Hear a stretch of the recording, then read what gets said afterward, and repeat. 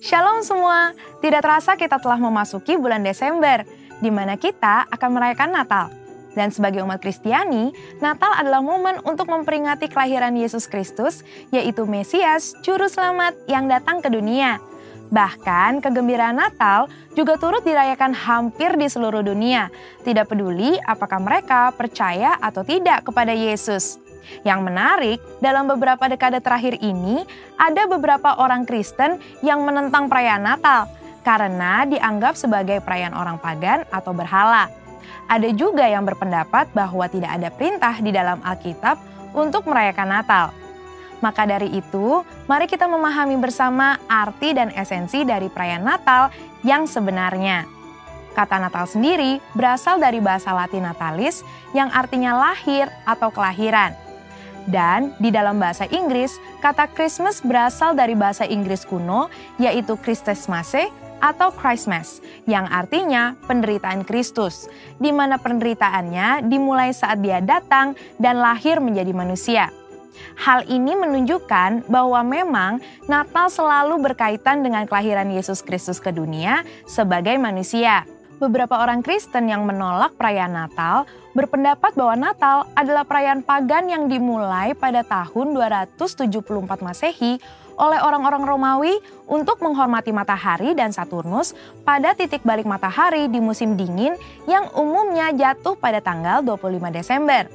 Namun, saat Kaisar Konstantinus Agung menjadi Kristen, festival Romawi ini diubah menjadi perayaan kelahiran Yesus, di mana fokus penyembahan yang tadinya kepada matahari menjadi kepada Tuhan, yaitu Sang Surya kebenaran dan Sang Surya pagi dari tempat tinggi, seperti tertulis dalam Maleakhi 3 ayat 2, Mazmur 84 ayat 2, dan Lukas 1 ayat 78. Mengganti hari raya matahari menjadi hari kelahiran Yesus Kristus bukanlah penyembahan berhala. Mengenai tanggal 25 Desember sebagai hari Natal, ini adalah tanggal yang paling banyak digunakan untuk perayaan Natal gereja-gereja. Namun, ada beberapa denominasi yang merayakannya pada tanggal lain, biasanya antara awal Desember hingga Januari. Hal ini terjadi karena sulit untuk menentukan tahun, bulan, dan tanggal yang pasti kapan Yesus dilahirkan. Namun, satu hal yang pasti, Yesus benar-benar pernah dilahirkan. Gereja sendiri sudah memperingati kelahiran Yesus semenjak awal abad pertama dan kedua, sebagaimana dicatat oleh para pemimpin gereja setelah era para rasul.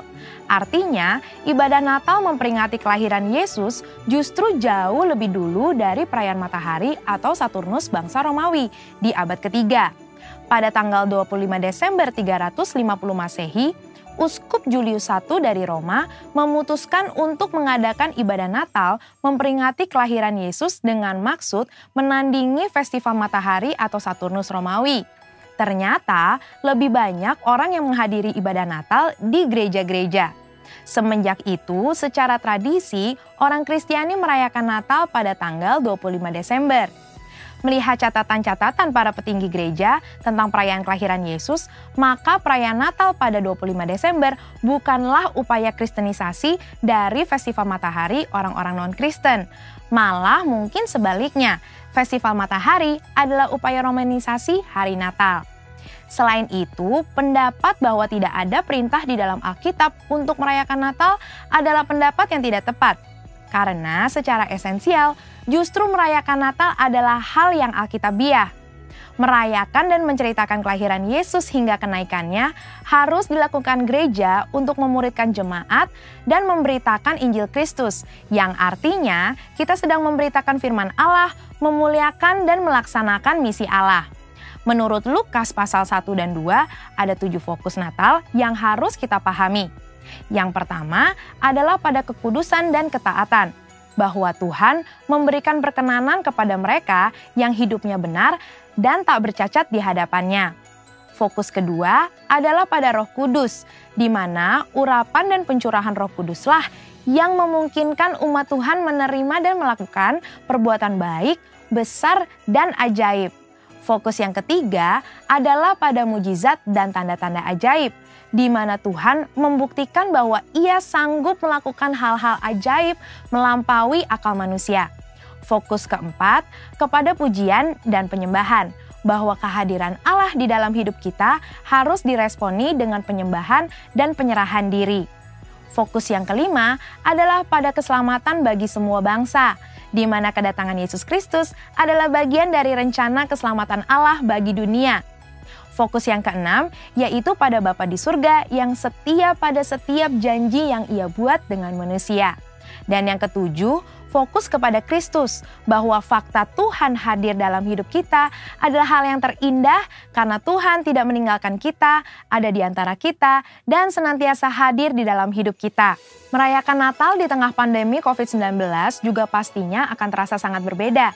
Namun ketika kita betul-betul memahami 7 fokus yang terdapat di dalam Lukas 1 dan 2, kita akan mengerti esensi Natal yang sebenarnya, yaitu merayakan Natal dengan kesederhanaan seperti yang dicontohkan Yesus pada saat Ia lahir. Bahkan, Alkitab menentang perayaan Natal yang berlebihan dan mengingatkan kita untuk terus berbagi seperti Kristus yang telah membagi hidupnya dengan kita. Percayalah bahwa terang Kristus tetap ada di dalam hidup kita, sehingga kita dapat menjalani kehidupan bersamanya. Biarlah sukacita Natal dapat kita peroleh saat kita merayakan Kristus dan kehadirannya, bahkan di tengah pandemi ini. Mari kita tetap merayakan lahirnya Yesus, Sang Mesias.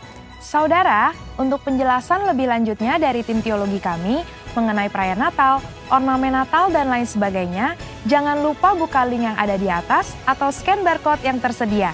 Selamat Hari Natal, Tuhan Yesus memberkati.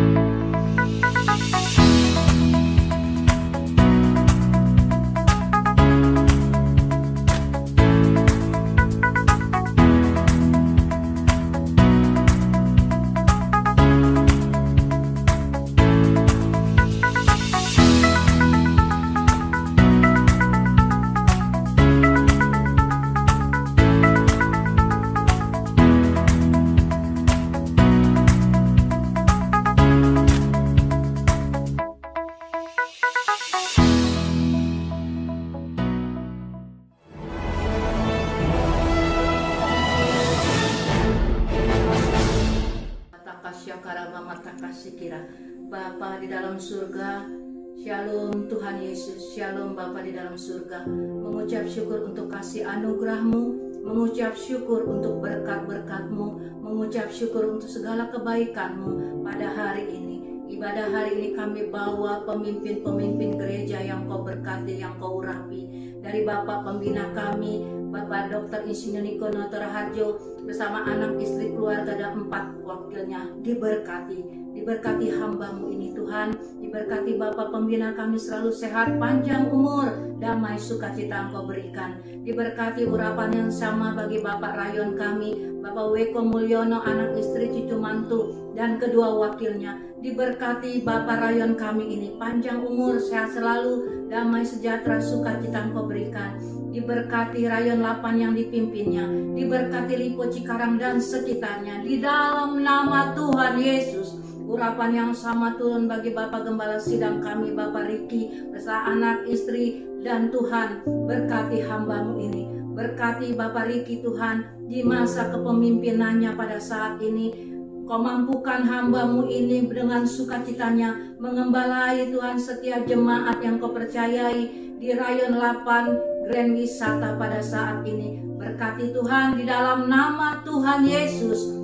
Tuhan berkati wakilnya, Pak Endang yang begitu setia Tuhan. Berkati Pak Endang dengan istri, anak, dan keluarganya. Diberkati damai sukacita sehat selalu. Panjang umur Engkau berikan bagi hamba-Mu. Diberkati ibu rohani kami, Ibu Mita. Tuhan semakin kuat di dalam Engkau. Semakin damai hatinya. Semakin sukacitanya penuh di dalam Engkau. Berkati Ibu Mita kesehatannya Tuhan. Berkati damai sukacitanya bagi kedua anak-anaknya Tuhan, Epi, Egi. diberkati pelayanan Ibu Mita Tuhan, dalam nama Tuhan Yesus mengucap syukur. Ya Rabata Akasya Karabamata Kasikir, Tuhan urapi setiap hamba-hambamu yang melayani pada hari ini, dari yang memimpin pujian singer Tuhan dan tim musik dalam nama Tuhan Yesus. Berkati media Tuhan di dalam nama Tuhan Yesus. Berkati hambamu yang menyampaikan kebenaran firman-Mu, urapan-Mu turun Tuhan. Setiap firman yang disampaikan kepada jemaat-Mu Tuhan, semuanya diberkati dalam nama Tuhan Yesus. Berkati anak-anak sekolah minggu Tuhan, berkati guru-guru sekolah minggu, berkati Tuhan generasi-generasi Yeremia-Mu Tuhan, berkati Tuhan sukacita penuh bagi anak-anak sekolah minggu, dan juga berkati anak-anak remaja TC Tuhan. Tuhan berkati mereka Tuhan Yesus, Kau mampukan Tuhan berjalan di dalam kasih-Mu sebagai anak-anak remaja yang hidup takut akan Engkau. Mereka diberkati masa depan mereka, pendidikan mereka Tuhan, dalam nama Tuhan Yesus. Diberkati anak-anak muda Tuhan, God's DNA. Diberkati anak-anak muda sebagai anak-anak pahlawan bagi keluarga, bagi gereja, bagi Tuhan pendidikan dan masa depan mereka. Diberkati Tuhan dalam nama Tuhan Yesus. Kami bawa Tuhan Yesus hari-hari ini Tuhan, apa yang terjadi bagi bangsa-bangsa, khususnya bagi Indonesia. Shalom Indonesia, Engkau berkati Indonesia Tuhan, pulihkan Indonesia dengan apa yang terjadi. Tuhan Yesus, kami bawa pemimpin bangsa Indonesia, Bapak Presiden, wakil, serta kabinet pemerintahan yang ada Tuhan. Berkati Tuhan hari-hari ini. Buatlah Tuhan Yesus pemimpin bangsa Indonesia ini, Bapak Presiden Jokowi, sehat selalu di dalam Engkau, perlindungannya Tuhan penuh di dalam Engkau, di dalam nama Tuhan Yesus. Berkati Indonesia dari Sabang sampai Merauke Tuhan, dalam setiap Tuhan desa-desa, dusun-dusun, pulau-pulau, kota-kota, ada nama Tuhan dimuliakan di dalam nama Tuhan Yesus. Tuhan, kami percaya Tuhan, krisis ekonomi yang ada terjadi bagi Indonesia saat ini Tuhan akan pulih dalam nama Tuhan Yesus. Indonesia baru akan terjadi Tuhan Yesus. Kami percaya COVID-19 ini sudah selesai Tuhan, dan bagian-Mu, mujizat-Mu, karya-Mu terjadi Tuhan. Pulihkan Tuhan Yesus apa yang terjadi.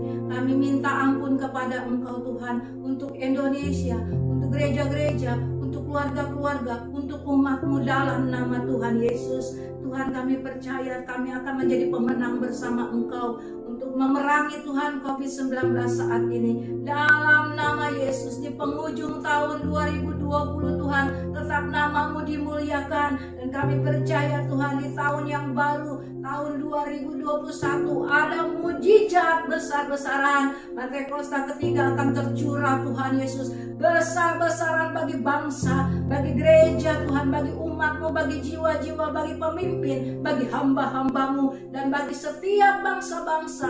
Api Pentakosta ketiga Tuhan, curahannya penuh dalam nama Tuhan Yesus. Mengucap syukur Tuhan Yesus. Ya Rabata Akasya Karabamata Kasikira Tuhan.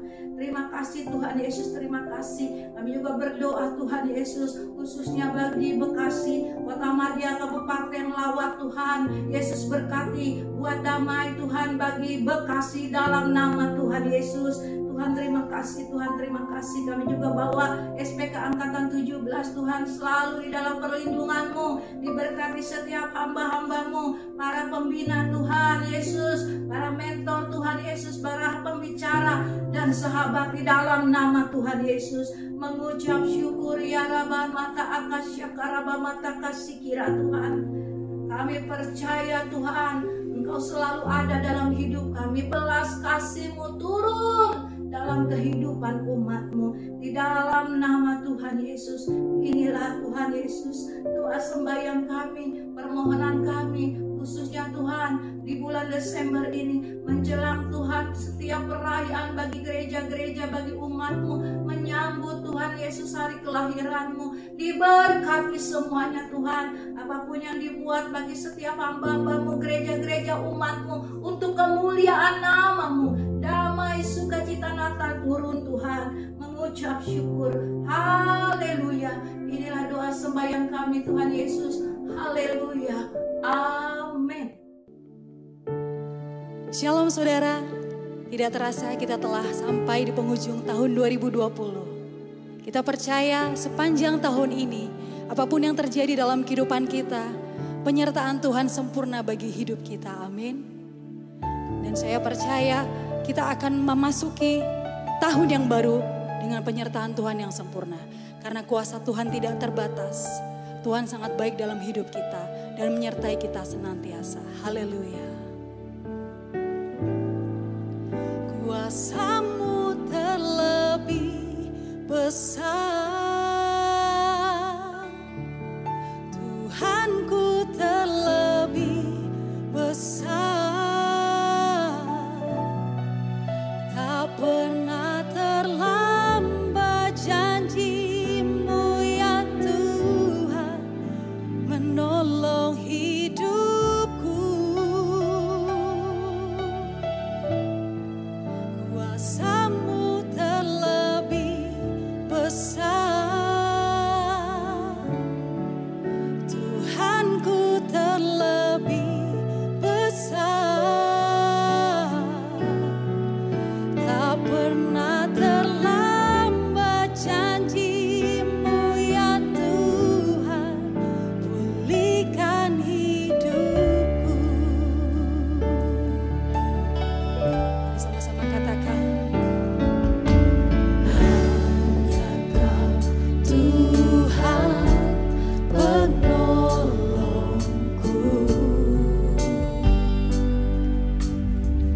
Amin. Yang selalu setia bersamaku,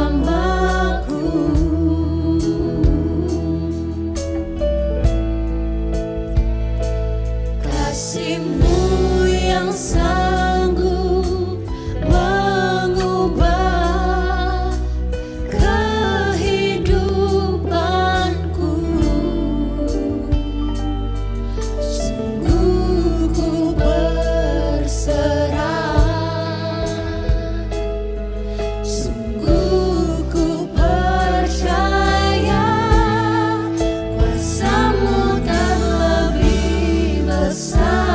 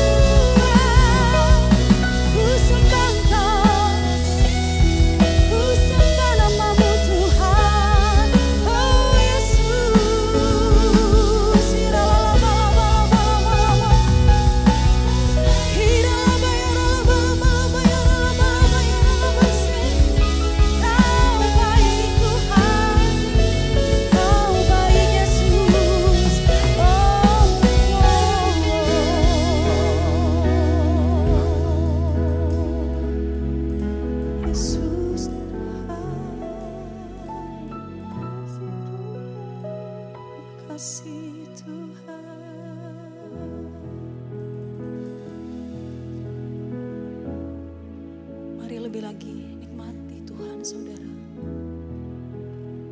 Rasakan kasih-Nya begitu dekat.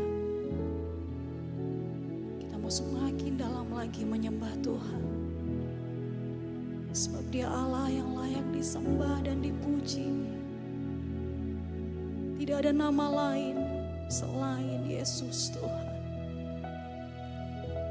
Dia satu-satunya Raja dalam hidup kita.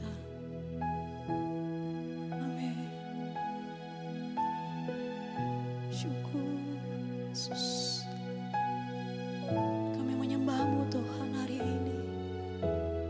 Dengan segenap hati kami, dengan segenap jiwa kami, kami meninggikan nama-Mu Tuhan.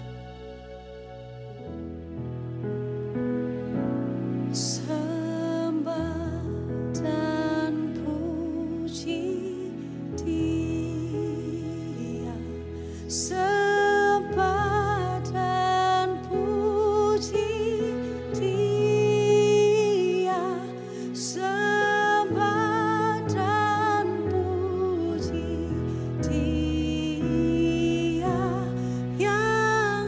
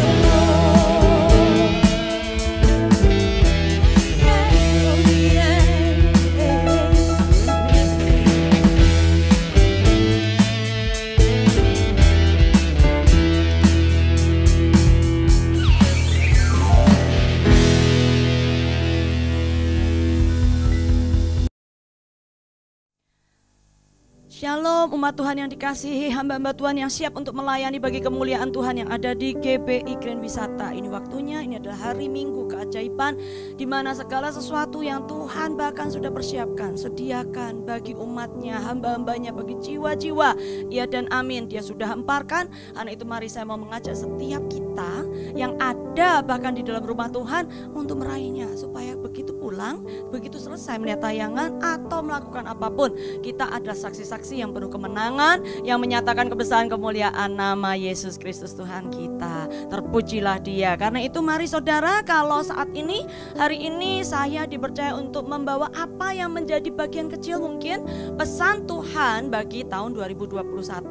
Kita semua tahu ada begitu banyak hal yang kita tidak perkirakan terjadi di tahun 2020. Dan kita semua sudah tentunya menjalani yang namanya suatu kehidupan dengan apa yang diterapkan oleh pemerintah new normal.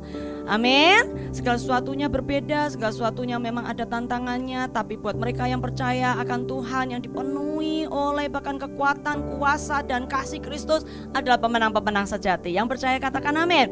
Karena itu saudara, saya mau mengajak bahwa jika kita sebentar lagi akan memasuki tahun 2021 dengan begitu banyaknya pertanyaan, ini bakalan tahun yang baik atau enggak? Waduh, ini akan terjadi apa atau gimana? Mari saudara, saya mau mengajak setiap kita lihat terlebih dahulu apa yang menjadi tanda-tanda yang sesungguhnya Tuhan sudah persiapkan. Dia tidak mungkin membawa kita memasuki sesuatu tanpa pemberitahuan, tanpa pesan, tanpa kelengkapan. Enggak. Amin. Karena itu ayo ingat-ingat dulu apa nih yang sudah menjadi pesan Tuhan. Mungkin bahkan bukan hanya pesan Tuhan, persiapan Tuhan yang sebenarnya mungkin dari waktu ke waktu kita sudah mulai jalani, cuman kita nggak terlalu perhatikan. Karena apa? Karena banyaknya hal lain yang bahkan memikat atau bahkan mengajak pikiran kita lebih tertuju ke sana, ya. Karena itu kalau saudara dan saya saat ini ada di pertemuan ini, mungkin melihat nantinya ibadah ini secara online, saya minta dengan segala kerendahan hati, ayo buka hatimu, sama-sama kita tundukkan kepala, kita buka hati kita, tutup mata kita, dan katakan, Tuhan, aku mau duduk diam di bawah kakimu, aku mau benar-benar merasakan degup jantungmu, detak jantungmu, yang sungguh Tuhan dipenuhi oleh cinta, yang senantiasa bukan hanya menguatkan kami, tapi setiap kali kami bersekutu di dalam Engkau Bapa, segala sesuatu yang bahkan mungkin tadinya menimpa kami, menekan kami, Engkau sendiri yang atasi, hal-hal yang baru Engkau berikan, sehingga sungguh di dalam nama-Mu ya Yesus, tanda-tanda ajaib dan heran sungguh akan mengikuti langkah-langkah kaki kami, sehingga sungguh di dalam nama Yesus kami mau percaya melalui ibadah ini, seusai kami beribadah, perkara yang luar biasa yang menjadi bahkan pengenapan janji-Mu, apa yang Kau sendiri Tuhan telah percayakan, tugaskan, bahkan tetapkan ada di dalam kehidupan masa depan kami. Iya dan amin. Kami mau percaya bersama dengan Yesus, di dalam nama-Mu ya Yesus kami akan meraihnya. Di dalam nama Yesus sama-sama kita katakan amin. Dari bulan September kita tahu bahwa banyak sekali ya saudara pesan berdasarkan kalender Ibrani bahwa tahun ini adalah tahun Pei Alef, tahun dimana mulut harus 2 kali lebih ketat ya. Kita bahkan kunci, nggak boleh terlalu banyak ngomong. Jadi nih mungkin buat saya yang terlatih banyak menyampaikan firman, perkataan, nasihat dan sebagainya, harus nih berhati-hati. Ataupun untuk setiap saudara yang adalah mungkin guru atau bahkan penceramah, mari saudara perhatikan apa yang sesungguhnya tadinya bakal menjadi kelebihan kita bisa saja menjadi batu sandungan kita ya. Tetapi tidak berarti bahwa Tuhan memang membuat suatu tahun untuk dengan sengaja gitu ya menjatuhkan kita. Wah, tidak pernah. Tuhan adalah Tuhan yang selalu punya cara pandang, keinginan, tujuan, bukan hanya untuk membangun kita, tapi mewujudkan apa yang bahkan jauh lebih besar ya, sehingga bukan hanya kita tuh dibangun, bahkan mungkin diubahkan saudara ya, di reshaping ya. Sampai bahkan kadang-kadang mungkin harus ada twist di sini, twist di sana, koreksi ini, koreksi sana. Kalau pembangunan rasanya kemana numpuk-numpuk gitu ya. Tapi kalau sudah mulai namanya pembentukan, lah itu loh, ada yang dikurangin, ada yang ditambahin, ada yang bahkan mungkin dilengkapi ya. Namanya dilengkapi berarti tadinya mungkin tidak ada. Nah karena itu saat ini mari kita perhatikan bahwa ketika Tuhan bahkan menyatakan adanya tahun yang kita harus sungguh-sungguh waspadai tentang kekuatan perkataan, padahal kita semua tahu di masa perjanjian lama, bahkan di kitab yang mula-mula Tuhan menciptakan dunia dunia yang bahkan mungkin sudah tidak berbentuk dalam kegelapan, dan bahkan dalam segala apapun yang kita mungkin ingin mengatakan ada sih penghuninya, tapi Tuhan dengan tegasnya mengatakan kosong, ya. Itu Tuhan bentuk hanya dengan perkataan. Sampai kita pun ya sedemikian rupa saudara dengan firman-Nya, kekuatan tangannya dibentuk untuk melakukan bagian kita, yaitu mengelola dunia ini. Jadi pertanyaannya, ngapain kita diberi mulut nih kalau kita akan menjalani tahun di mana kekuatan ya menjaga mulut itu 2 kali lebih ketat, 2 kali lebih kuat, dan bahkan tujuan daripada pengetatan itu adalah untuk membuat apa yang kita mungkin harus sampaikan hanyalah dan semata-mata untuk menciptakan yang baik.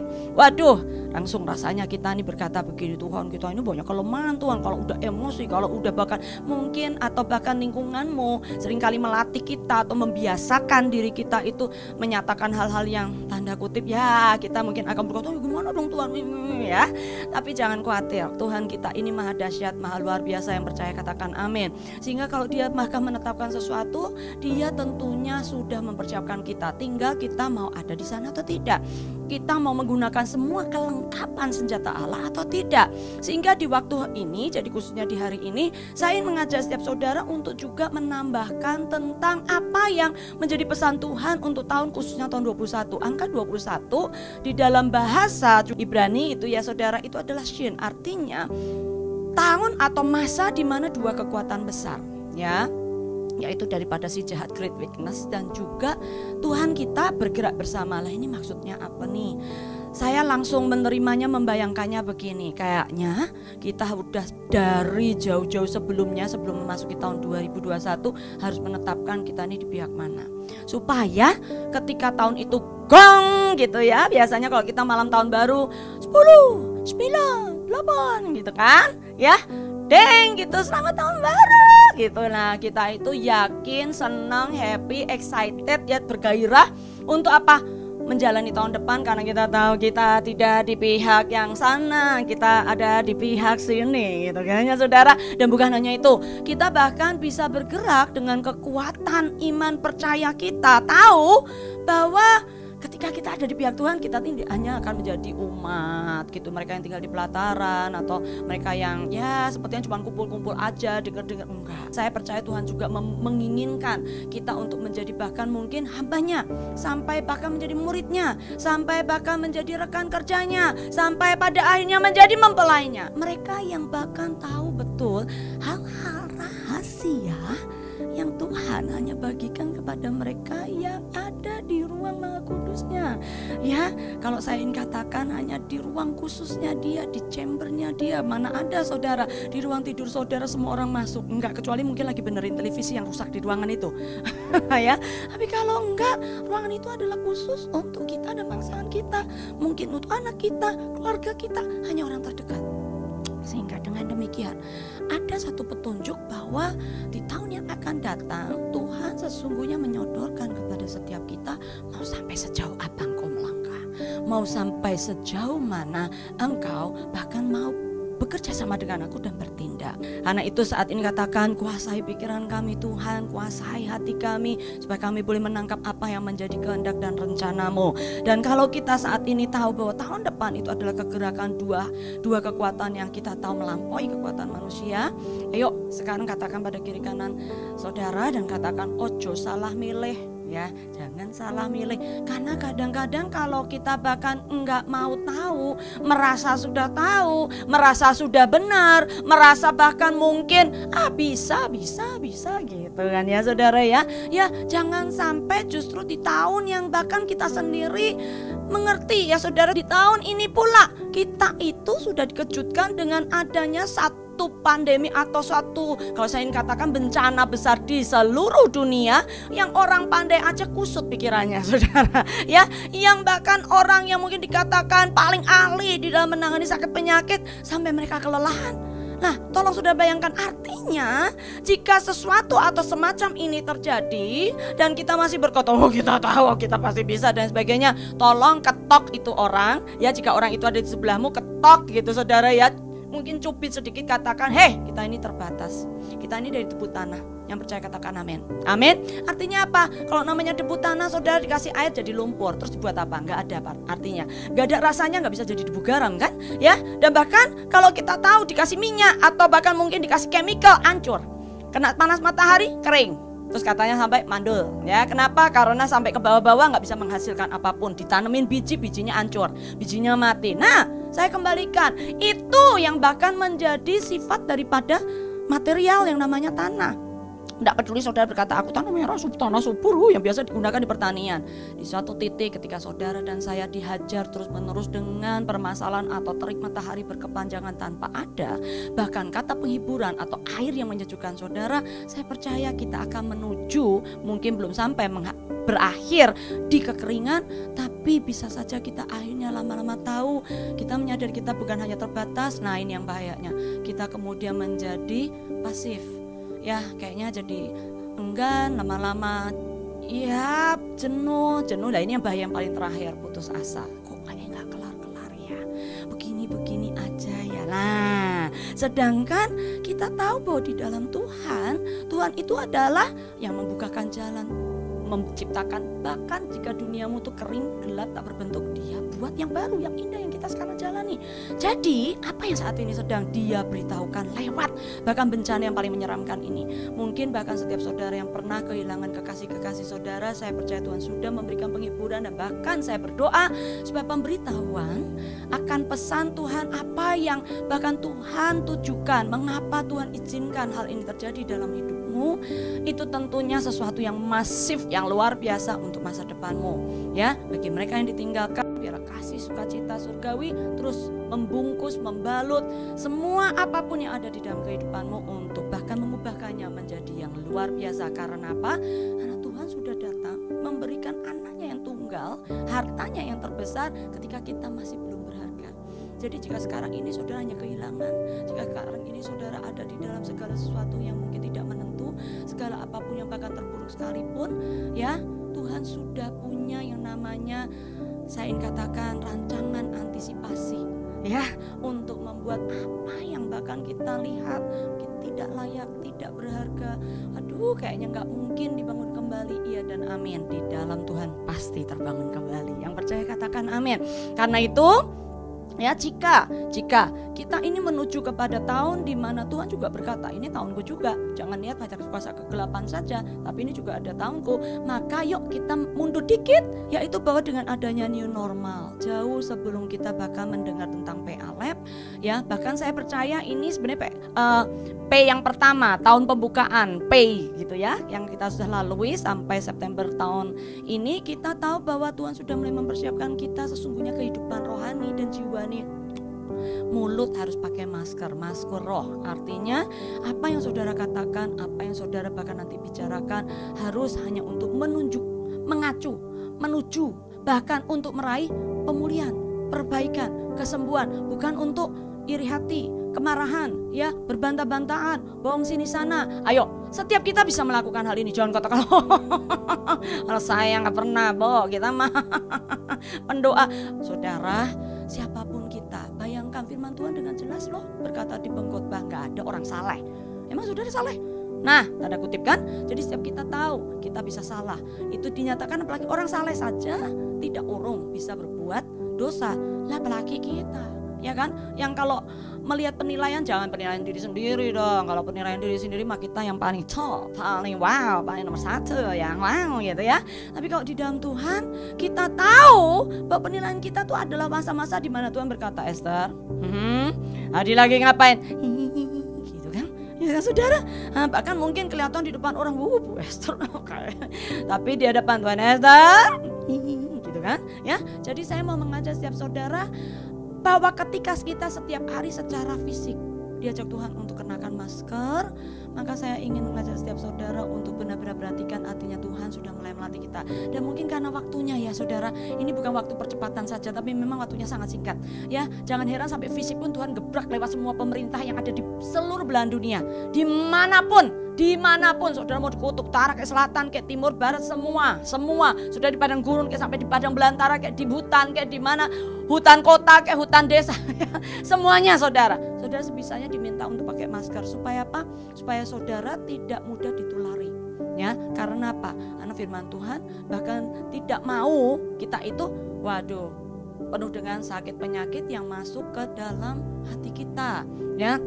Sehingga saya mau mengajak setiap saudara ketika Tuhan juga mulai berkata, ayo atur jarak. Kadang-kadang kita berkata, kenapa sih sama saudara sendiri, sama keluarga sendiri, tapi ternyata saudara boleh menemukan bahkan pemerintahan dimanapun belahan dunia ada yang bahkan dengan tegas menyatakan ada klaster keluarga.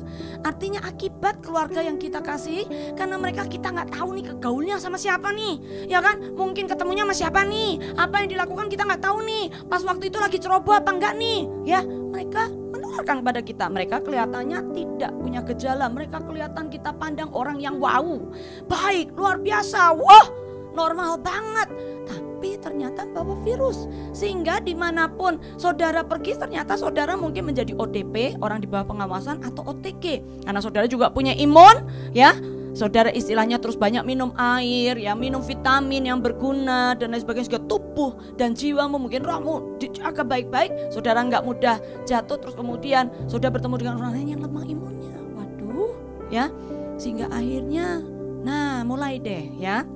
Nah, untuk itu Tuhan menegaskan, ya, saya percaya melalui hikmat pada para pemimpin di bangsa-bangsa, ayo jaga jarak. Supaya apa? Supaya kita mulai tidak mudah mempengaruhi atau dipengaruhi, dan bahkan kita tidak mudah menyakiti atau disakiti. Ini waktunya saudara bisa punya ruang di sekitarmu untuk menilai sampai sejauh-jauhnya diri kita. Adakah kita ini memang perlu sembuh? Adakah kita perlu bahkan menjaga diri? Adakah kita bahkan perlu menjaga diri kita dari yang lain? Wow, ya, ini bukan hanya kegerakan fisik, tapi saya sangat percaya ini adalah untuk pelatihan mental. Karena apa? Bayangkan saudara kiri kanan, murid juga belajar di rumah. Kita menemukan, kita berkata, para orang tua mungkin berkata, aduh sulit sekali ya ngurusin murid, anak-anak sendiri itu di rumah belajar, ya. Karena biasanya gimana? Serahin aja ke sekolah, pendidikan kita lempar kepada guru-guru, ya. Jadi kita nggak peduli. Ternyata setelah di rumah mulai kelihatan nih, ya, ternyata anak kita yang kelihatannya kalau sepertinya di rumah nurut, ternyata kalau belajar, ya, malah main. Nah, ya kan, mungkin melakukan yang lain, gak ada perhatian. Sehingga kita juga bingung, kayaknya kalau di rumah nurut kenapa mata pelajarannya nilainya selalu jelek. Ya kan? Sehingga kita menemukan kendala baru, mungkin sesuatu yang kita pikirkan dan harus cepat-cepat kita atasi. Karena apa? Kita belum tahu loh, pada waktu Maret kita mulai terkena, kita belum tahu seberapa jauh itu akan bahkan terus berada dalam kehidupan kita. Sistem, cara, dan bahkan semua metode yang baru ini berjalan berdampingan, mengisi hari-hari kita yang tadinya mungkin sudah ketat diatur atau punya peraturannya sendiri. Sehingga inilah waktunya saudara, saya percaya kita dipersiapkan untuk punya bahkan paradigma, kesiapan mental dan semuanya saudara untuk menerima hal yang baru, ya, yang akan mungkin terjadi setelah nanti di tahun berikutnya, ya. Sekarang ini secara fisik, tapi secara jiwa, secara roh mungkin di tahun 2021 ke depan. Kemudian kita juga diminta untuk sering cuci tangan. Firman Tuhan berkata dalam Mazmur 15, bahkan juga di dalam kitab Yesaya dinyatakan bahwa kita harus mau menjaga hati kita. Jaga hati kita. Dan dengan cara gimana saudara? Tangan kita nih harus bersih. Nah, buat setiap kita nih yang bekerja, namanya bekerja itu tangan pasti ada debunya. Enggak mungkin orang yang enggak kerja aja di dalam ruangan bisa tiba-tiba namanya Indonesia saudara, mejanya kotor. Kok ininya kadang sudah dilap masih ada yang kresek-kresek katanya, ya. Sehingga dengan demikian Tuhan ingin berkata kepada kita bahwa ketika kita harus sering-sering menjaga kesehatan atau kebersihan tangan kita, dan itu hati kita, hidup kita, tubuh kita yang adalah bait Allah, maka Tuhan menginginkan untuk kita nih, maaf saudara, benar-benar memperhatikan apa sih yang menjadi tindakan kita, perbuatan kita. Ada adakah itu menghasilkan yang positif? Adakah itu membangun orang lain? Atau bahkan mungkin maaf, tanpa kita sadari, kita mempersiapkan suatu tuayan yang memukul balik kita sendiri. Segala sesuatu yang tidak baik. Karena apa? Kita terbiasa tidak mewaspadai tindakan kita. Kita terbiasa untuk bahkan mungkin bermegah dalam segala sesuatunya, seperti seakan-akan kita pandai untuk bahkan mengerti, oh aku mah orangnya gak bakalan ceroboh, oh aku orangnya selalu memikirkan panjang-panjang, oh segala sesuatunya aku pikirkan baik-baik dan lain sebagainya. Sehingga kalau Tuhan sendiri berkata bahwa kalau malam tidur ya sayang, karena apa? Biasanya kita punya kelelahan, mungkin bahkan ya namanya malam kita ngantuk gitu ya saudara, sudah diberi jadwal oleh Tuhan seperti itu. Ya mungkin di suatu waktu seperti yang firman Tuhan sampaikan ya, ketika ladang itu sudah ditanami bibit-bibit gandum, tiba-tiba ada musuh yang menanam. Ketika semua penjaganya tidur, menanam benih-benih ilalang. Apa maksud daripada firman Tuhan ini? Artinya ketika bahkan kita tidak dalam keadaan siap ya, ada debu-debu yang kita bahkan tidak bisa lihat dengan mata kita, tidak bahkan kita sadari, namanya kita ini terbatas. Ternyata itu maaf dompleng masuk ke dalam kehidupan kita, dan ternyata debu yang kelihatannya kecil itu bukan debu, itu ternyata benih daripada sesuatu yang tidak baik, yang di waktunya mungkin jadi teraktivasi oleh apa? Mungkin saudara marah, mungkin saudara lagi kesel, mungkin saudara lagi lelah, saudara nggak baca firman 5 tahun. Loh kok 5 tahun? Ya, mungkin wah udah 5 hari gitu lah ya Bu Esther, nggak mungkin tiap hari membaca firman 1 ayat. Ya, nah karena itu kalau saudara perhatikan, gak ada yang namanya tadi istilahnya cuci tangan tadi. Karena apa? Baca firmannya kurang, ya jangan heran debunya nempel, enggak terbasuh, ngembang. Ya kan? Coba kalau luka kena debu, dokter sudah bilang tutupi lukanya supaya jangan membusuk. Karena kita nggak pernah tahu apa yang dibawa oleh debu itu, apa yang ada di dalam debu itu. Sehingga jangan heran, waduh pokoknya semua pemerintah ahli kesehatan masa-masa ini, khususnya ketika ada pandemi COVID, cuci tangan. Karena apa? Kita nggak pernah tahu apa yang ada di dalam kuku kita, dalam tangan kita, dan bahkan dalam tubuh kita, bahkan baju kita, kepala kita. Ya, sehingga sebaiknya apa yang kita biasa pakai untuk menyentuh badan kita, mungkin membawa tisu ke muka dan sebagainya, itu sebaiknya yang bersih. Dan ini mengacu kepada apa saudara?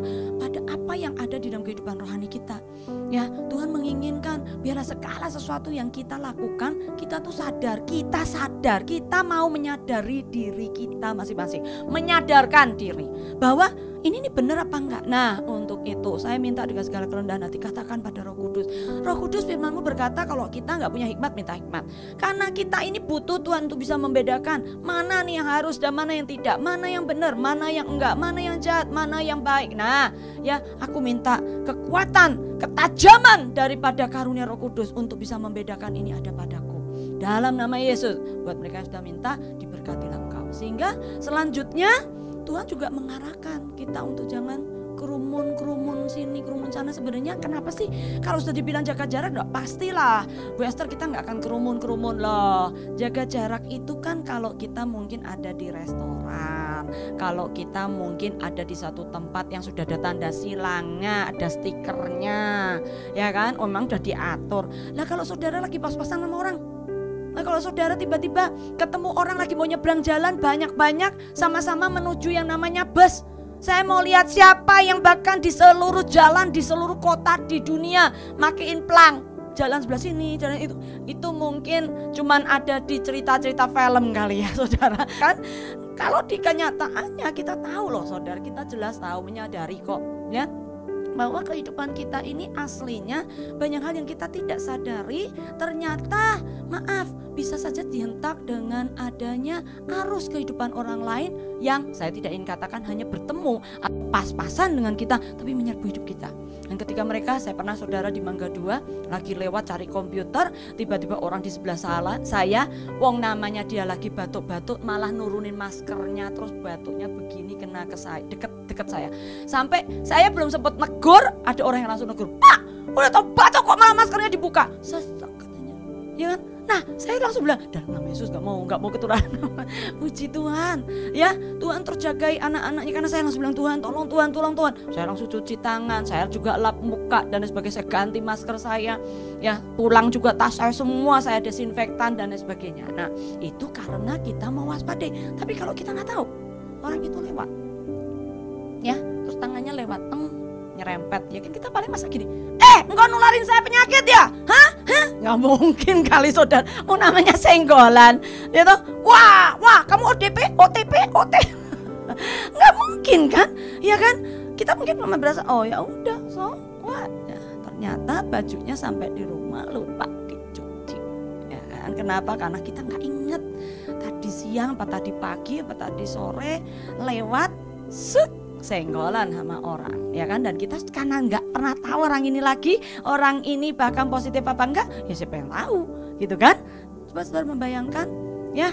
Ini yang kadang-kadang disebut suatu kerumunan, artinya mungkin baik disengaja atau tidak, itu bisa saja tiba-tiba merapat ke dalam kehidupanmu, menghentak hidupmu untuk sesuatu yang tak terduga.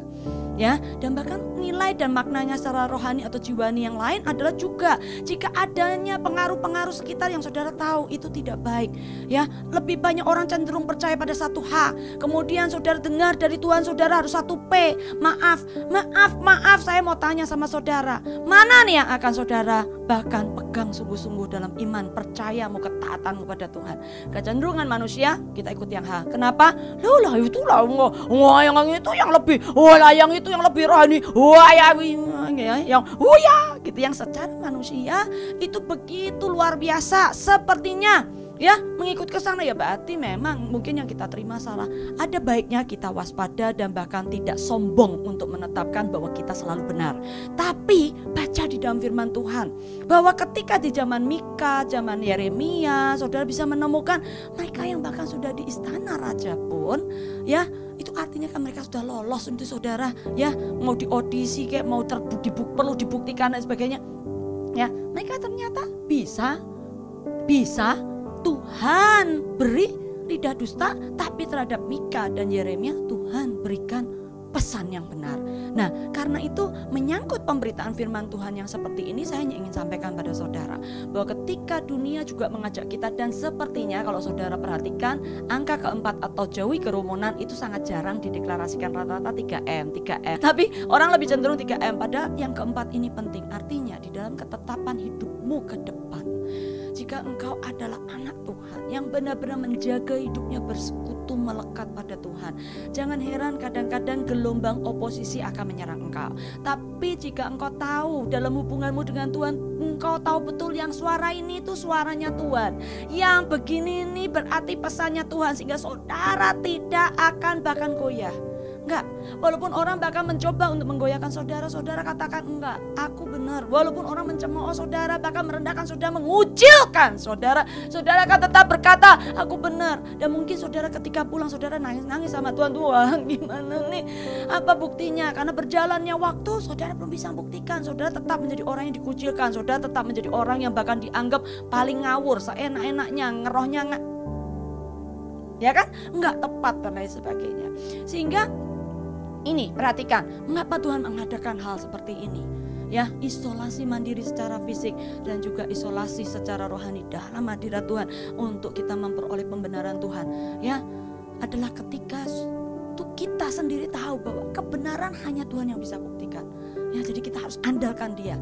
Nah, disitulah saudara boleh menemukan apa yang selama ini menjadi keputusanmu yang mungkin ditertawai orang, direndahkan orang, yaitu banyaknya waktumu untuk bersekutu dengan Tuhan dan lain sebagainya, dianggap ini mah dia alasan aja. Tapi sesungguhnya saudara bukan beralasan, ya. Ingat, yang satu ini bukan karena beralasan, sungguh-sungguh cari Tuhan, membangun dirimu dalam kekuatan Roh Kudus. Maka saya percaya saudara, walaupun saat ini sepertinya saudara mungkin digocoh, bahkan direndahkan, dikucilkan, pembenaran firman Tuhan akan pasti di waktu yang terbaik Tuhan pasti iya dan amin terjadi. Kenapa? Ada dua hal dalam firman-Nya yang bahkan sudah menjadi konfirmasi. Yang pertama, di dalam kisah kitab Pengkhotbah. Kitab Pengkhotbah 3 ayat yang ke-11 bahkan berkata segala sesuatunya Tuhan buat indah di waktunya. Sedangkan di ayat pertama dan seterusnya Tuhan berkata untuk segala sesuatu ada waktunya. Jadi Tuhan sudah beri mesin otomatis dang. Ya, waktunya kau diterima, waktunya kau dicemooh, waktunya kau disingkirkan, waktunya kau dieluk-elukan. Nah, ya, tapi entah bagaimana di satu waktu tertentu Tuhan mengubahkan itu menjadi hal yang luar biasa, ya. Begitu luar biasanya sampai bahkan mereka yang mencemooh, mungkin yang meragukan, bahkan dari mereka yang mendukung saudara semuanya berkata, iya, betul, ini dari Tuhan, karena terbukti seperti yang Dia sampaikan. Ini lain. Saudara bisa menemukan bahkan di sepanjang firman Tuhan. Ya seperti Yusuf, waduh siapa yang percaya dia bakalan seperti bintang, seperti ini, seperti itu. Enggak, kakaknya malah bilang, ya terus tinggikan dirimu, aku rendahin deh kita. Ya, sehingga dalam kehidupanmu inilah yang namanya kecenderungan manusia. Seringkali mereka belum tentu karena apa ya saudara, saya ingin katakan merasa dirinya digoncang oleh kehebatanmu saja, tapi kadang nggak tergoncang pun karena mereka itu sebenarnya sudah jauh lebih tinggi dan sebagainya. Memang mereka punya iri hati, sehingga inilah yang harus kita waspadai. Ini yang penting untuk kita pelajari. Apa nih pembelajaran apa Bu Esther? Artinya bagaimana caranya dengan nikmat Tuhan, dengan pengetahuan Tuhan kita bisa menempatkan diri dengan tepat untuk supaya di orang yang paling mungkin sulit diajak bicara sampai mengerti, sampai bahkan kepada mereka yang paling mudah dan nurut, sampai kalau disesatkan pun yang ngikut gitu ya saudara. Saudara bisa menempatkan diri dengan luas, tapi kebenaran itu tidak pernah digoyahkan. Amin. Sehingga dengan demikian sudah menemukan sama seperti Yusuf, mau ditaruh di sini, difitnah di sono, di penjara, bahkan sampai akhirnya dia melihat penggenapan daripada firman Tuhan. Ya, dia berkata apa kepada saudaranya? Ya, apa yang kau inginkan, yang kau rencanakan buruk, Tuhan putar balikan itu. Hai kekasih-kekasih Tuhan, hai umat Tuhan. Dunia seringkali hanya mengukur kita berdasarkan kesuksesan, tapi kalau Tuhan mengukur kita dari perjalanannya. Amin. Dia lihat hari lepas hari. Apa reaksimu, tanggapanmu akan sesuatu ini? Apa yang kau akan katakan? Apa yang kau akan kerjakan? Apa yang kau bahkan tetapkan di masa yang akan datang? Ya, apakah itu di luar apa yang menjadi ketetapan Tuhan atau memang sepenuhnya sama? Karena itu ya, yang saya ingin bawakan untuk saudara khususnya di GBI Grand Wisata, kita akan buka di dalam Yesaya 60. Ada janji yang sangat indah yang Tuhan memang saya sangat percaya dia akan segera kerjakan hal ini ya. Dinyatakan demikian khususnya di ayat 21 sampai 22. Pendudukmu semuanya orang-orang benar. Mereka memiliki negeri untuk selama-lamanya. Mereka sebagai cangkokan yang kutanam sendiri. Tolong saudara perhatikan kata cangkokan. Artinya tadinya saudara ketika mungkin mulai ditargetin Tuhan untuk menjadi suatu tanaman baru terpisah dari indukmu, saudara itu diletakkan di tanaman tempat lain, sehingga saudara mengalami yang namanya gelombang penerimaan, kontra, yang menolak dan sebagainya itu ketika saudara bahkan ada di dalam posisi itu ya, sehingga sepertinya saudara berkata ini kayaknya aku salah nih. Oh iya saudara, kalau saudara menemukan perjalanan kehidupan setiap pahlawan Tuhan dari kitab Kejadian sampai kitab Wahyu, kita tahu bahwa semua mereka yang hebat, yang luar biasa melekat pada Tuhan harus tahu maknanya ditolak, harus tahu maknanya direndahkan, harus tahu maknanya tidak dianggap dan disingkirkan, harus tahu maknanya bukan ditolak, disingkirkan, tapi tidak diberi tempat dan bagian. Kenapa? Bukan bagianmu kali ya, walaupun sangat manis, dan lain sebagainya. Intinya adalah bahwa ketika kita menjadi sesuatu yang Tuhan sedang proses mencapai apa yang Tuhan inginkan, nah prosesnya itu cuman dia yang tahu ya. Walaupun dalam firman-Nya Amos 3 ayat ke-7 bahkan berkata apapun yang dia mau lakukan biasanya dia memberitahukan, bahkan lewat nabinya, lewat mungkin nabi, lewat messenger pembawa pesannya. Saya katakan pada saudara, ada waktunya toh. Nabi udah datang, pembawa pesan udah datang, saudaranya lagi, maaf, kata yang tepat, ribet sendiri. Ribet apa? Pokoknya lagi mungkin, maaf, kalau lagi yang diberkati sampai lupa. Mungkin ya toh, bahwa ada sesuatu yang Tuhan ingin sampaikan, dan itu merupakan suatu perubahan yang berbeda dengan apa yang saat ini sudah saudara terima. Tapi karena saudara lagi bermandikan segala kesuksesan mungkin dan sebagainya, saudara gak punya hati lebih untuk pesan Tuhan berikutnya. Atau saudara ada di dalam kesesakan, sehingga semuanya wujudnya ruang dalam hidupmu, hatimu, pikiranmu isinya keluhan mungkin ya, segala hasil yang buruk, opini yang jelek, cemooh, segala macamnya, sampai saudara kalau mau terima pesan baru kayaknya gitu ya. Aduh, rasanya kayaknya orang enak tenan. Tapi Tuhan sendiri berkata bahwa Tuhan sudah persiapkan untuk kita nantinya pasti akan bisa menerima yang namanya rencana Tuhan, tujuan Tuhan, bahkan akhir daripada tujuan itu ya. Sehingga kalau di sini Tuhan sendiri katakan aku sendiri menanam, maka saya mau mengajak saudara, jika jika saudara hari ini sudah terima Tuhan Yesus dari zaman kapan, atau saudara hari ini belum terima, saya mendorong semangatmu untuk menerima Dia, karena Dia yang nanti di sini dikatakan menanam sendiri, artinya Dia yang akan bertanggung jawab pada semua hal yang akan membuat kita bertumbuh seperti yang Dia tetapkan, sehingga di waktu kita sudah siap, kita akan ditarik keluar dari tempat di mana kita dibentuk untuk kemudian kita memiliki tanah perjanjian kita sendiri.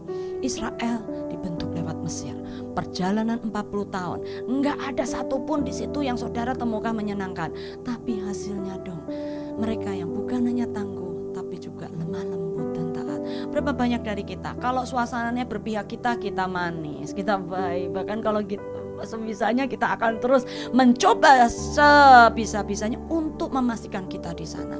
Tapi jika itu mulai tiba-tiba dilepaskan, maukah kita tetap mengusahakan bagian kita yang terbaik, walaupun sepertinya kita mungkin bukan diabaikan, bukan, tapi tidak lagi punya tempat di sana, ya? Ataukah kita mulai berkata, oh ya udah, kalau nggak punya tempat di sana ya udah, aku nggak akan lagi, atau bagaimana? Ya, nah inilah yang Tuhan ingin sampaikan kepada setiap kita, karena ini yang sedang terjadi selama pandemi. Selama mereka yang bahkan dalam hari-hari ini merasa aku selama ini sehat, aku selama ini nggak terkena apapun, banyak yang sulit untuk taat peraturan. Maukah saudara dalam semua apapun keadaanmu, saudara mau taat peraturan? Saya benar-benar mendorong semangatmu untuk mau. Karena apa? Karena Dia siap untuk memperlihatkan keagungannya, sehingga yang paling kecil akan menjadi kaum yang besar. Hei, persiapkan dirimu, ya, untuk apapun yang selama ini saudara pikirkan, ini benih kapan ditanam, kapan hasil, kondisinya kayak gini, ya. Seperti buat mereka yang bahkan saudara sendiri sekarang temukan, katanya nggak boleh banyak meladang, ya berarti sekarang tanaman rumah katanya kan saudara, ya itu yang di kotak-kotak dan lain sebagainya. Ternyata banyak sekali yang juga menghasilkan greenhouse mulai muncul di mana-mana. Sudah menangkap apa yang menjadi pesan Tuhan di sini, bahkan apa yang dipesankan dunia, artinya manusia itu pencipta, di dalammu ada kekuatan maha dahsyat yang sesungguhnya jika saudara peduli dan mau mengerti, saudara bisa gunakan untuk melakukan terobosan. Daripada kekuatanmu dipakai untuk iri hati, untuk menghancurkan orang lain, pakai untuk membangun dirimu. Pakai untuk bahkan membuat orang yang bahkan menghina engkau. Pakai bahkan pada mereka yang mereka yang bahkan membanding-bandingkan engkau dengan orang yang lebih hebat, sehingga saudara merasa dikecilkan, merasa dikucilkan, merasa tidak berarti. Mereka melihat apa yang kau hasilkan, ternyata luar biasa. Amin. Nah, untuk itulah perhatikan janji Tuhan ini. Di situ Dia akan memperlihatkan keagungannya, supaya yang kecil menjadi kaum yang besar, yang lemah menjadi bangsa yang kuat. Dan Tuhan berkata akan melaksanakannya dengan segera pada waktunya. Jadi apa nih yang harus kita lakukan? Saya akan percepat Yesaya 62 dan kita akan selesai di sini. Kita akan bukan di dalam Yesaya 62. Saya minta dengan segala kerendahan nanti saudara baca dari ayat pertama sampai 12. Dan disitulah tolong saudara akan temukan bagaimana Sion yang sepertinya sudah pernah ada di dalam segala ketidakpastian, kehidupan yang tidak menyenangkan, di dalam ayat ini dinyatakan inilah waktu Tuhan. Inilah waktu Tuhan. Ya, seperti tadi di dalam ayat Yesaya 60 ayat yang ke-20 dinyatakan perkabunganmu berhenti, sudah selesai. Ayo katakan saudara, perkabunganku sudah selesai, penantianku sudah selesai. Inilah waktu keselamatan Tuhan. Ya, keselamatan bagi mereka yang menanti-nantikan Tuhan, bagi mereka yang setia, mereka yang terus mengandalkan Tuhan walaupun orang berkata, ngapain kamu mengandalkan Tuhan terus? Udah sangkali dia. Mungkin orang-orang sekitarmu karena sudah tertekan dan sebagainya, bukan menguatkan tapi saling menjatuhkan. Ayo saudara katakan, kekuatanku tidak datang daripadaku, tapi dari Roh Kudus yang ada di dalamku.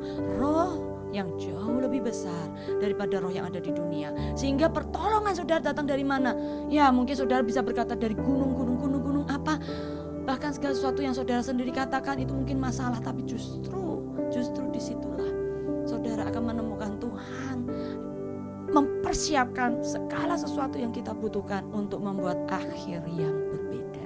Amin. Sehingga kita kembali pada Yesaya 62, apa sih yang harus kita lakukan? Ya, ini kalau sudah perhatikan, oleh karena Sion aku tidak dapat berdiam diri. Wow, ya, oleh karena Yerusalem aku tidak akan tinggal tenang sampai kebenarannya bersinar seperti cahaya dan keselamatannya menyala seperti suluh. Tolong tutup matamu sejenak dan katakan, ini hari keselamatanku diawali, dibuat dan dijadikan. Tuhan akan mewujudkannya setelah sekian lamanya. Berbagai hal yang buruk mungkin pernah terjadi, sehingga aku sepertinya mungkin kewalahan, aku terkapar, mungkin aku sudah hampir saja berpaling. Tapi Tuhan terus menjagai langkahku, Tuhan menjagai hatiku, karena di dalam hatiku dan pujianku Dia bertahta sebagai Tuhan yang benar-benar menggenapi firman-Nya, bahwa Dia adalah Tuhan yang bertahta atas pujian puji-pujian umatnya.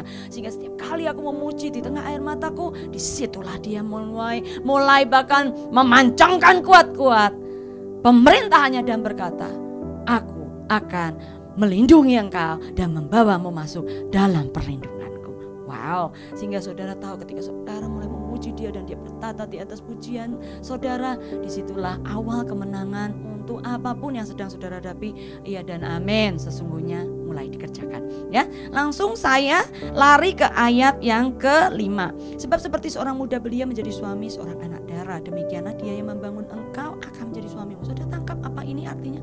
Artinya dia nggak akan berhenti sampai saudara bagaikan mempelainya. Mempelainya itu seperti apa sih? Saudara tolong nanti buka di dalam kitab Wahyu ya, pasal 19 ayat 6 sampai 10. Di situ dikatakan perjamuan nikah anak domba sudah dipersiapkan, sehingga mempelainya harus pakai apa saudara? Kain lenan halus.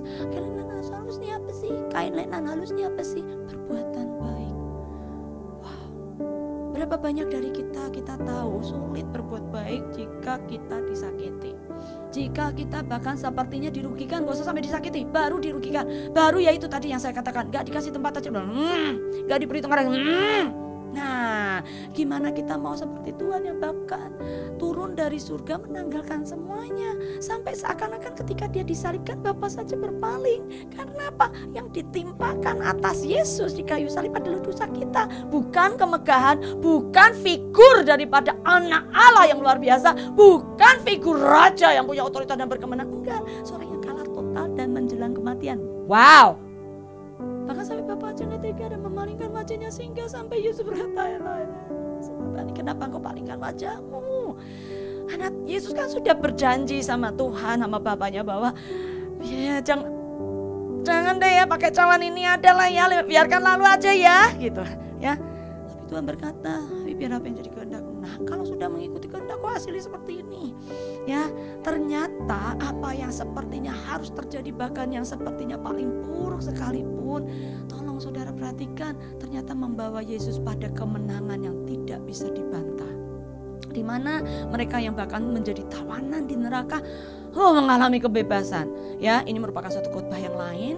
Kok bisa ada tawanan di neraka? Ya, nantinya sebagai anak-anak Allah yang memang benar-benar anak-anak raja yang Tuhan nanti akan pakai sebagai nantinya ya mempelai yang tahu betul tentang apa yang menjadi bisnis suaminya, menjadi kehendak hati suaminya, karakter suaminya, dan bahkan mungkin perasaan pikiran suaminya. Nah, dia tentunya sudah memuat di kepalanya, hai para mempelai, pengetahuan yang harus sepadan dengan apa yang dia harus realisasikan dalam hubungan itu. Ya, nah untuk itu nggak mungkin saudara hanya belajar apa adanya dari pengalaman orang lain atau kesaksian orang lain saja tanpa saudara mengalaminya. Ya, karena itu kalau sudah dinyatakan bahwa dia seperti suami, persiapkan dirimu, ada sesuatu yang dari dia sendiri katakan, suatu ikatan, suatu perjanjian yang sesungguhnya itu kekal. Wow, ya, karena seringkali kita ini yang gak setia saudara, karena kita ini yang seringkali berdusta saudara, anak kita ini yang seringkali melupakan saudara, kita yang bahkan menilai beda saudara dan lain sebagainya, sehingga bahkan gak tahu kejadiannya gimana kok kamu menyakitiku gitu kan. Ya, padahal Tuhan bilang enggak sih ya, karena apa? Aku cuma dokter bedah yang harus mengeluarkan semua apa yang bahkan mungkin membusuk di dalam tubuhmu, yaitu mungkin seperti usus buntu yang sudah meradang dan lain sebagainya, sehingga mungkin ketika kita dioperasi, kok aku dulu kayak demikian dalam sampai bahkan pemulihannya aja lama, kok dia tega ya, karena secara fisik mungkin ada dokter yang mengawasi, tapi secara roh saudara harus mau percaya, saya harus mau percaya bahwa Tuhan kita hanya mendatangkan kebaikan dan bahkan pertumbuhan sampai kita menjadi mereka yang telah Dia tetapkan, dan itu hanya Dia yang tahu caranya ya. Sehingga demikianlah dia yang membangun engkau akan menjadi suamimu, seperti girang hatinya seorang mempelai melihat pengantin perempuan, demikianlah Allahmu akan girang di hatimu. Jadi apa yang kemudian kita harus lakukan dengan persatuan yang sedemikian erat? Yang pertama ya, kita harus selalu mau berdoa, bahkan was menjadi penjaga, bukan cuma doa asal doa. Bagi Tuhan, kalau di ibadah mungkin gitu ya, baru kelihatannya khusyuk gitu kan. Tapi sesungguhnya kalau udah di rumah kerjaan doa, kerjaan. Ya, makan doa, makan. Piknik doa, piknik. Jalan-jalan doa, jalan-jalan. Minum kopi, ngobrol semuanya sama doa. Ya yang itu gitulah. Jadi waktunya ketemu Tuhan kapan? Nanti. Nantinya kapan? Nanti gitu kan. Ternyata Tuhan berkata, engkau mau dipersiapkan sampai pada titik yang terjauh. Tuhan berkata, aku akan menempatkan pengintai. Jadi artinya sekarang mulai tunggu tanggapan kita. Tuhan akan mulai persiapkan mereka yang bahkan mengintai. Mereka yang bahkan ada di sekitar kita siap untuk melihat, menilai hidup kita seperti apa. Jadi jangan heran dalam hari-hari persiapan sudah terlihat. Kalau baik ya memang baik, kalau benar ya kelihatan benar, kalau nggak baik ya kelihatan nggak baiknya. Orang mulai mengerti nilaimu, orang mulai mengerti akan pikiranmu, orang mulai mengerti bahkan akan kapasitasmu. Ya, karena itu sebaiknya apa yang harus kita lakukan? Ya berdoa. Supaya apa? Apa yang mereka lihat kita pun sudah tahu, kita dilihat, kita dinilai, dan kita memang adalah apa yang luar dan dalam sama luar biasanya. Oke?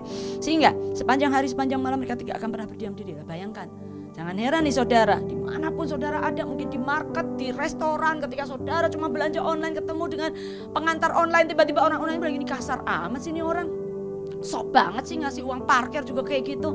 Kenapa? Ya uang parkir doang, ngapain ya, ngeng-ngeng gitu kan ya.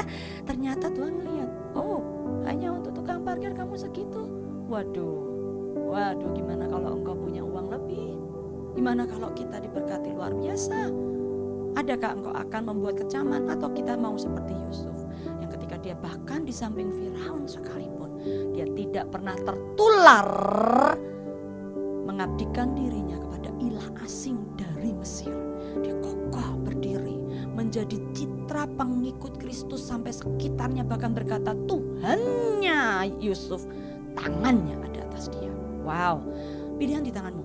Karena itu tetapkan untuk saudara harus mau berdoa supaya pembentukan, pembasuhan, penanaman kekuatan baru kita di-charge oleh Tuhan itu sedemikian rupa terus berjalan, memastikan langkahmu adalah langkah mereka yang Tuhan sendiri katakan, mereka lah anak yang kuperkenan, pemenang, dan bukan hanya pemenang tapi penakluk, bahkan anak raja yang siap mewarisi tanah perjanjianku.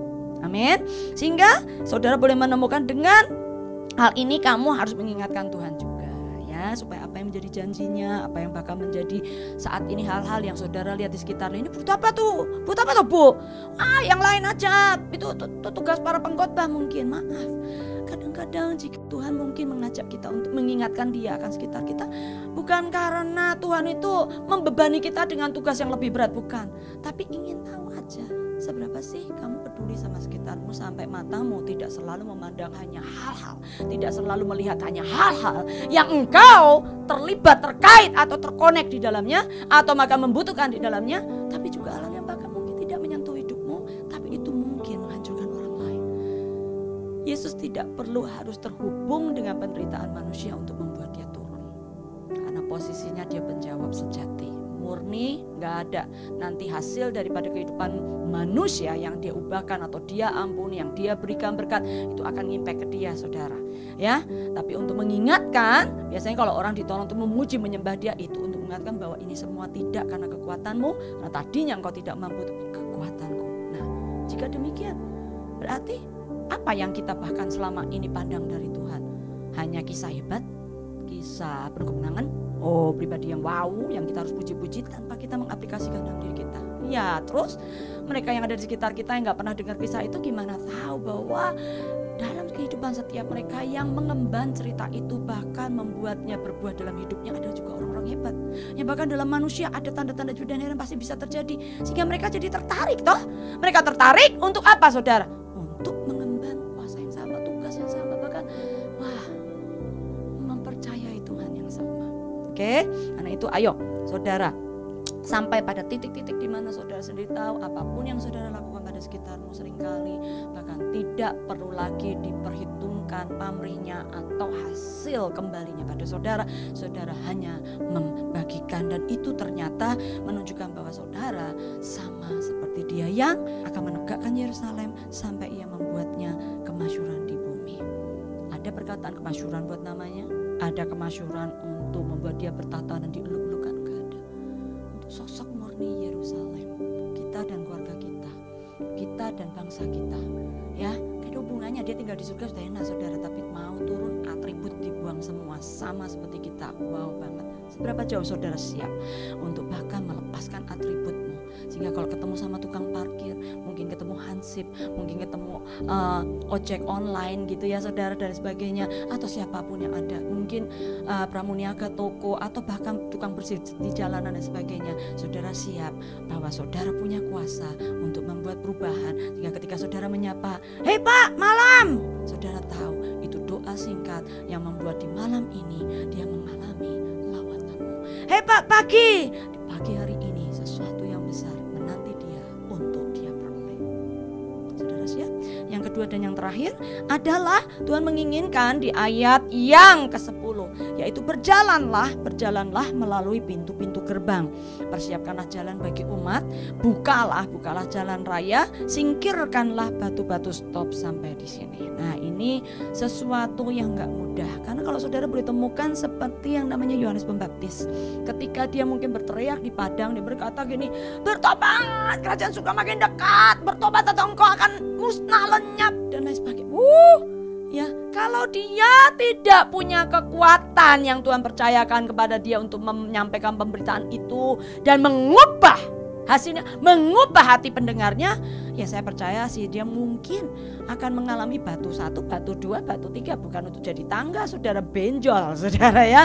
Nah, tapi kita boleh menemukan ternyata antrian pertobatan yang saya ingin katakan dialami. Ya, mungkin yang bahkan dijalani oleh Yohanes Pembaptis itu seperti orang ngantri roti, ngantri berkat, ngantri karcis, ngantri konser.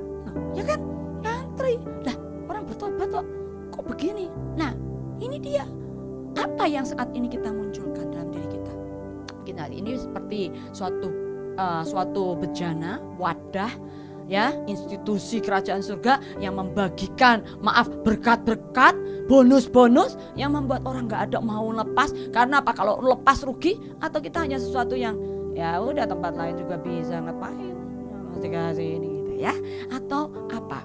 Karena itu Tuhan berkata bahwa ini loh waktunya, dengan kekuatan doamu sampai Tuhan sendiri nanti tolong saudara terus baca, karena di situ sampai akibat hubunganmu dengan Tuhan bukan hanya turun, tapi dia sampai bersumpah.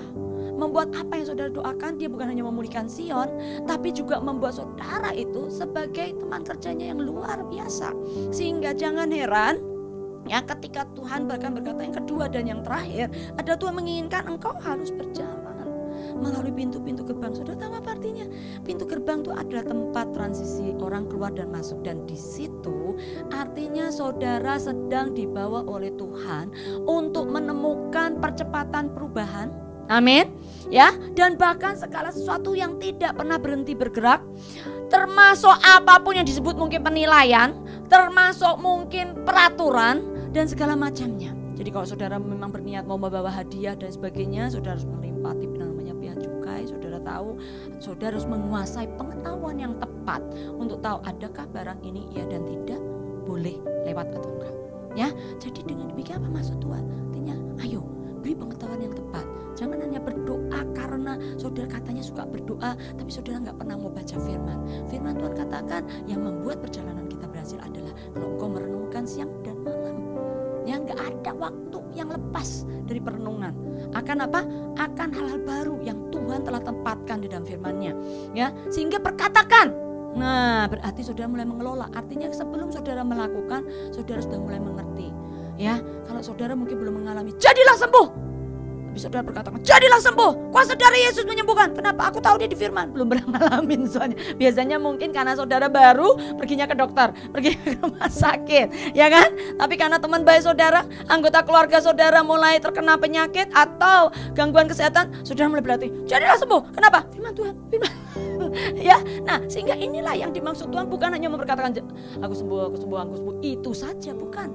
Ya, tapi juga membuat apa yang ada di dalam firman itu ketika saudara menyatakan pada satu kasus dan kasus berikutnya, mungkin pada hal satu kepada hal berikutnya, akan membuat saudara tahu makna kuasa dan buah pengalaman yang saudara bisa tingkatkan lebih lagi. Sehingga jangan heran dengan semua yang engkau terima sebagai pengetahuan, dengan semua pelatihan dan semua apapun yang bahkan mungkin menjadi pembelajaran daripada pengetahuan itu, saudara akan menjadi orang yang bertindak bukan hanya hati-hati. Apa yang kau kerjakan Tuhan buat berhasil, apa yang kau rencanakan Tuhan buat terlaksana. Sehingga jangan heran keturunanmu berkasa. Apapun yang ada pada hidupmu semuanya luar biasa. Ada persoalan? Ada, tapi diselesaikan dengan cara yang sedemikian indahnya dalam Tuhan. Sehingga banyak orang yang tergerak, terdorong untuk mengenalnya. Sudah siap?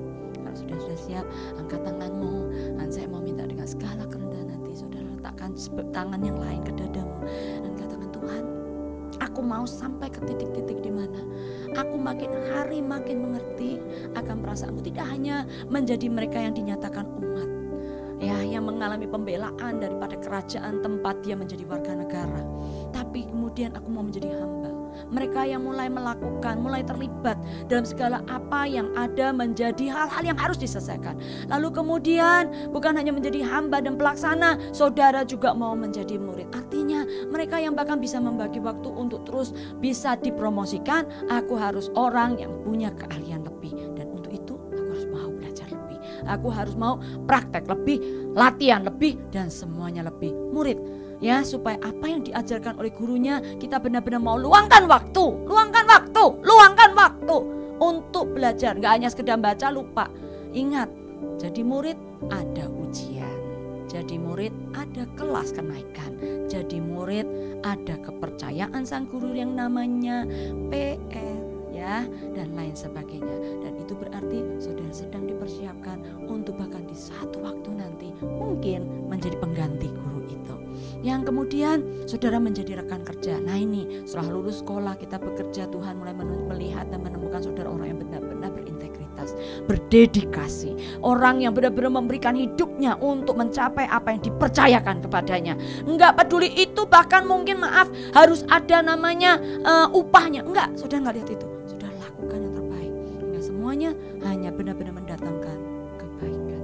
Sehingga kemudian setelah saudara menjadi rekan kerja, karena saudara terus bercakap-cakap, ya, dari yang namanya cuma teman kantor lama-lama jadi sahabat, suka main bareng, kafe bareng, makan bareng, sudah menjadi sahabat Tuhan yang Tuhan mulai berkata, aku ngerasain ini lagi kesal sama si S. Ya, nah di S siapa? Esther juga tapi yang lain gitu kan. Ya jadi gitu ya.